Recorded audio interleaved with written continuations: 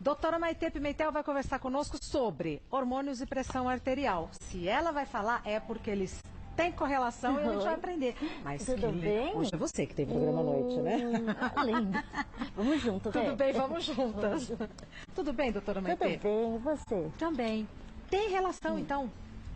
Tem. Hormônios e pressão arterial? É que a maior parte da hipertensão, ela é essencial, a primária, 90%, que é quando aparece a idade, que vem da família.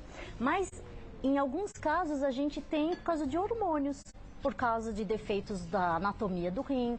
E são vários, não é assim tão simples assim, não acontece. Acontece bastante. Doutora né? Maitê, e mexeu com o hormônio, mexeu em tudo, no físico e no humor. O hormônio é a orquestra da gente.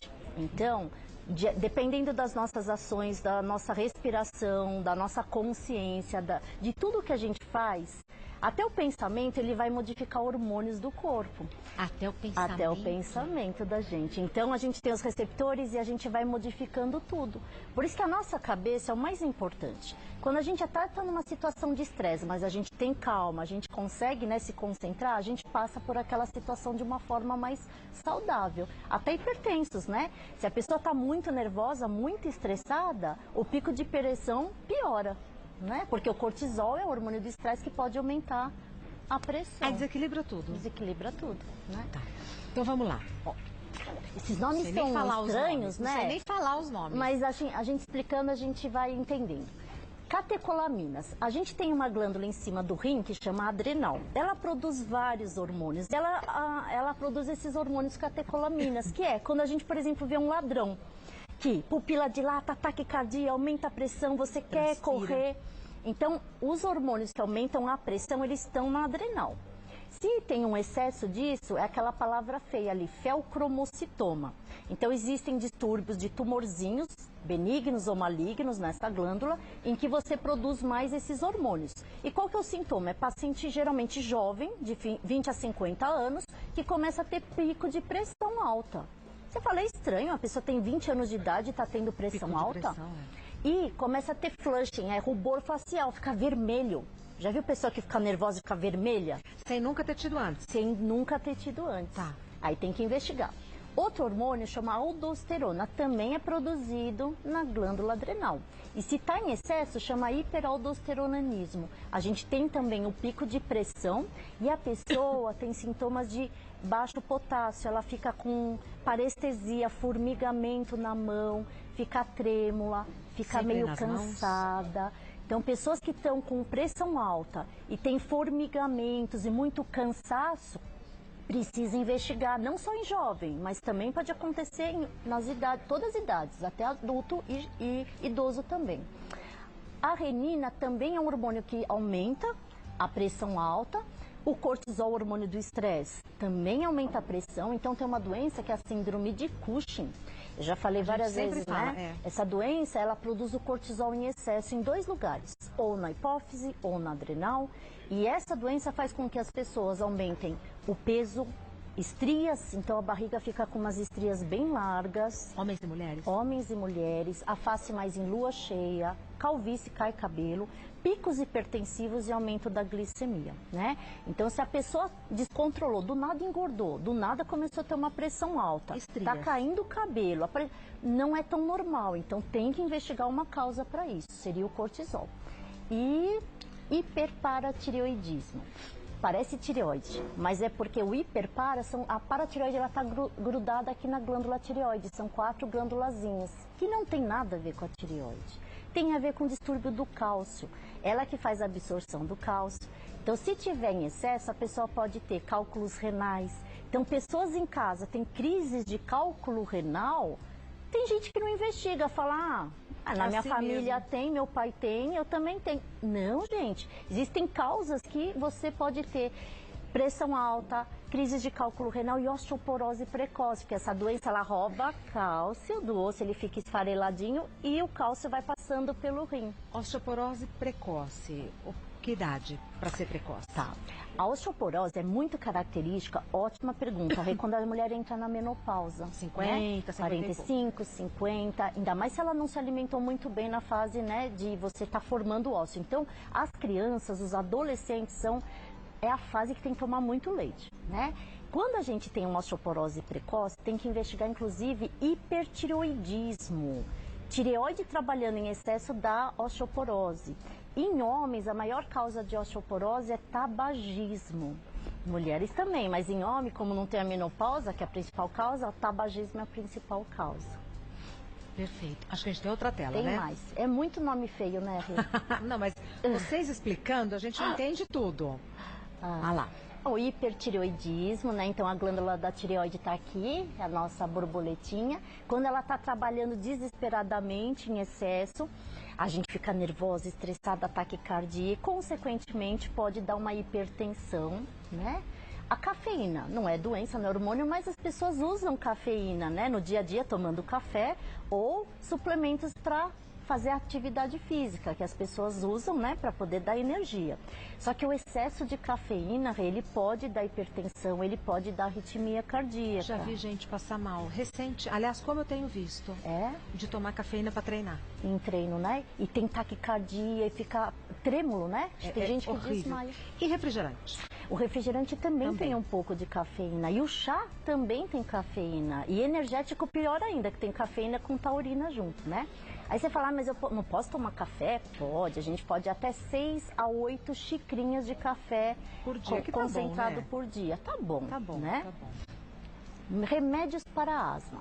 Isso é um dilema, porque assim, principalmente mães que têm as crianças asmáticas, não tem muito o que fazer. Tá na crise, você tem que usar corticoide.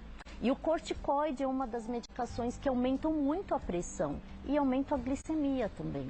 Mas tem horas que a gente, no desespero, na internação, tem que fazer. Mas quem tem crianças asmáticas, que é mais na criança, a gente tem a possibilidade de usar os corticoides inalatórios, que fazem muito menos mal do que os via orais. São eficazes. Sim, e aí você controla sempre, não deixa entrar na crise para ter que usar na veia ou via oral. Então, fazer um controle é muito melhor do que deixar só tratar na crise, né? Anabolizantes. Né? Como está na moda os anabolizantes, né? Então a gente, como endócrino, a gente sabe que hormônios são permitidos até certo grau e para pessoas que realmente precisam, né? Então, por exemplo, a gente tem pessoas que não produzem mais alguns hormônios, que têm problemas na hipófise e é para ser usado, mas não desse jeito que está, né? Pela estética. Pela estética, então as pessoas usam sem fazer um exame, sem procurar um médico e vem no consultório já testículo rudimentar, com nódulos hepáticos, aparecendo hipertensão. Coisa grave. Aparecendo diabetes, porque usou de uma forma incorreta, né? E, na verdade, a maioria que usa dessa forma não vai ao médico. Eles usam comprando em outros lugares, do amigo, e é uma coisa que está acontecendo muito, não só em homens, mas muitas mulheres, né?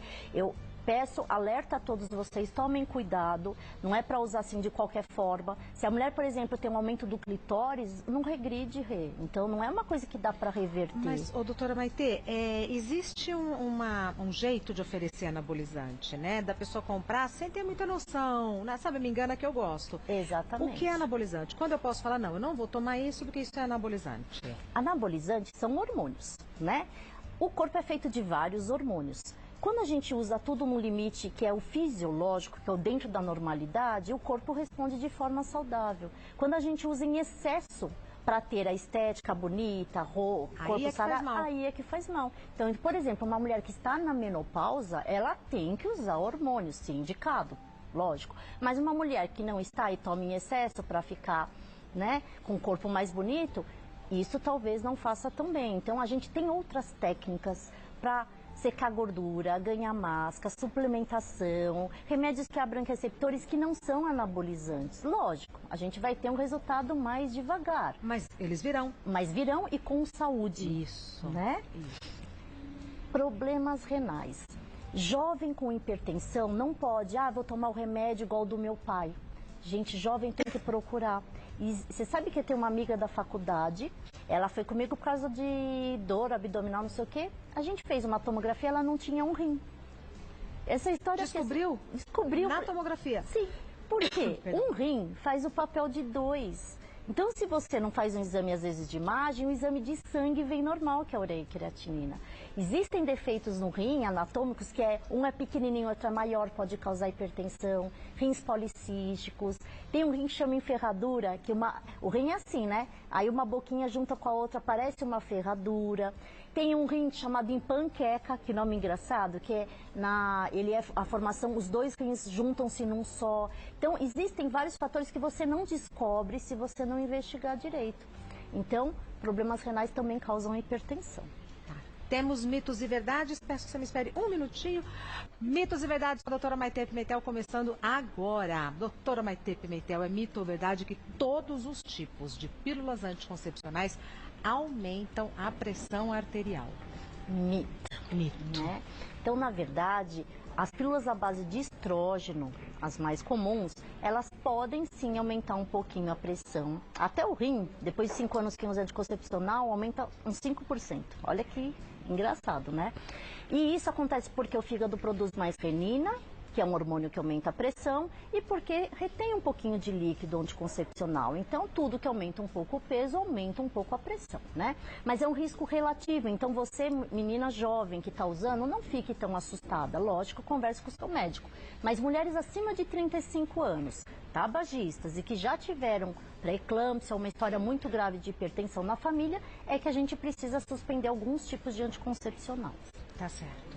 É mito ou verdade que na menopausa a mulher fica mais suscetível a desenvolver pressão alta? Verdade. Você sabe que a pressão alta ela é mais prevalente na mulher do que no homem. A vida toda ou só nessa fase da menopausa? Contando tudo, mas principalmente por causa dessa fase. Como o estrógeno caiu e, na verdade, ele é um vasodilatador, a gente aumenta a pressão nessa fase fora. Que o aumento do ganho ponderal, né, a obesidade vem mais fácil nessa fase por causa do metabolismo e por causa de hormônios mesmo, andrógenos. Quando a gente entra na menopausa, o estrógeno deixa de proteger a parte de colesterol, então aumenta o risco cardíaco e deixa de proteger o osso, então aumenta também a osteoporose. Se a mulher ainda fuma, está nervosa e estressada, não faz exercício... Não cuida da alimentação. Não cuida da alimentação, não faz atividade física, aí com certeza vai ser mais prevalente a hipertensão nessa fase. Tá. É mito ou verdade que hipertiroidismo na gravidez aumenta o risco de pré-eclâmpsia? Duas palavras difíceis e é verdade. Então, a tireoide funcionando muito na gestação é risco. Então, as meninas que têm hipertiroidismo não são recomendadas a engravidar. Aumenta o risco de aborto e aumenta o risco de ter pré-eclâmpsia, porque se aumenta a taquicardia, aumenta a pressão. Na gestação é um caso grave, que a gente às vezes até tem que fazer um parto precoce do que esperar. Sério? É sério. Então, meninas com hipotiroidismo, sim, a gente trata com hormônio, é uma gestação de alto risco, mas a gente consegue levar até o final. Mas hipertiroidismo, tomem cuidado. Tá. É mito ou verdade que obesidade pode causar hipertensão? Super verdade, acho que todo mundo sabe, né? A obesidade, além de produzir células inflamatórias que aumentam a hipertensão, a própria retenção, né, hídrica aumenta e alterações do sistema renina-angiotensina-aldosterona, que é o rim. Então, a obesidade leva a diabetes, aumenta a hipertensão, aumenta a gordura no fígado, aumenta o risco de infartar, aumenta o risco de ter AVC. Nossa. Por isso que tudo isso está vinculado. Às vezes as pessoas perguntam, quem tem diabetes tem hipertensão? Sempre? Não. É porque os fatores que levam a essas doenças são comorbitantes. Então, sim, obesidade leva a hipertensão. É mito ou verdade que, independentemente dos hormônios, não existe hipertensão em jovens? Mito.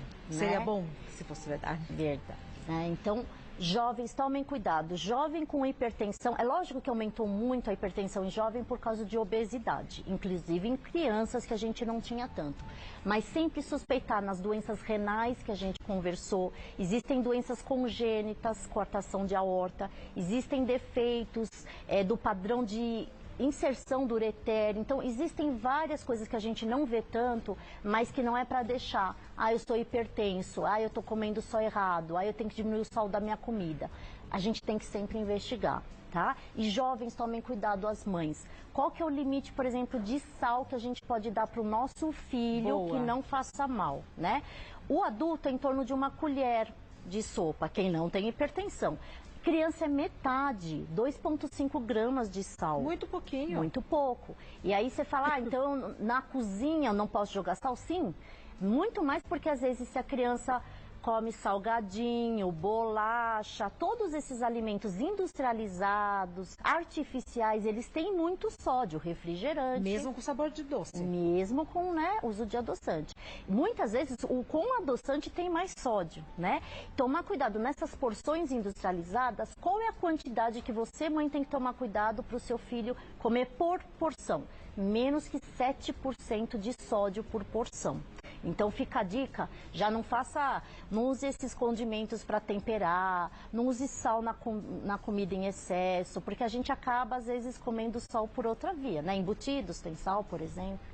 Temos perguntas do pessoal de casa, daqui a pouco a gente responde, pode ser?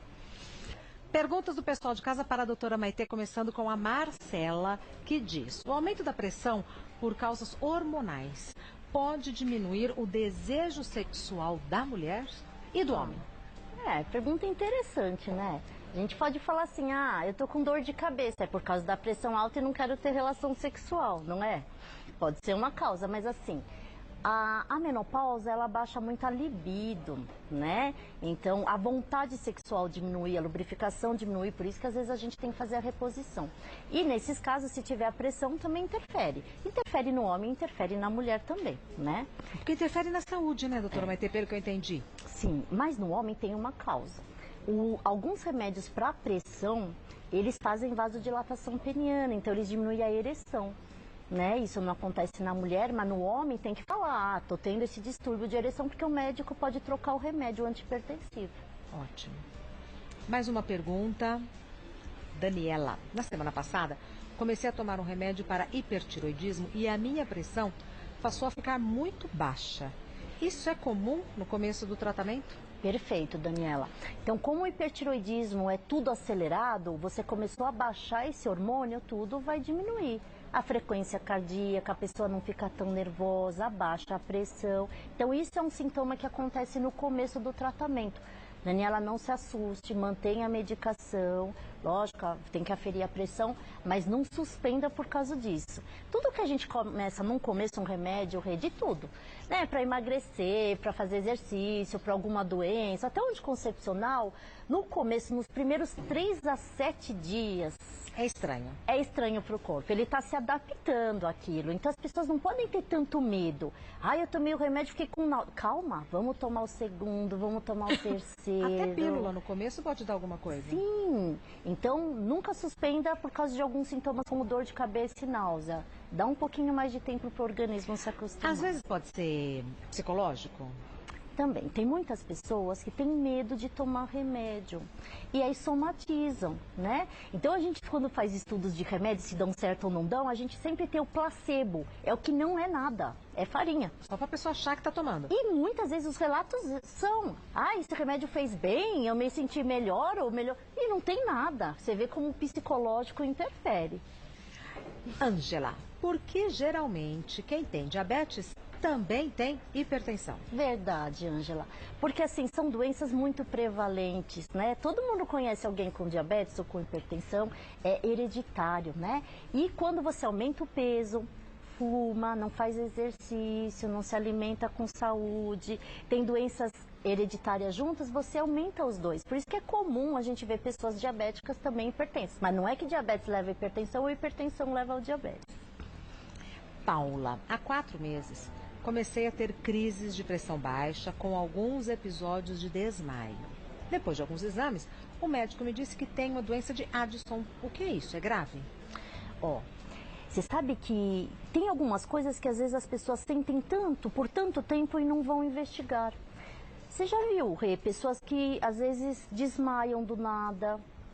E acha que tudo bem, né? Que cai a pressão toda hora, fala é do calor, né? Mas existem algumas doenças que podem dar pressão baixa, né? Como essa síndrome de Addison, que é da adrenal, que não produz o cortisol direito, né? E aí a pessoa pode ter pressão muito baixa, desmaios, fraqueza, sonolência excessiva, manchas às vezes no corpo, dá umas manchinhas assim escuras na boca e na pele, mas é uma das causas e a pessoa não pesquisa. Isso tem tratamento, é só tomar o remédio e a gente consegue estabilizar.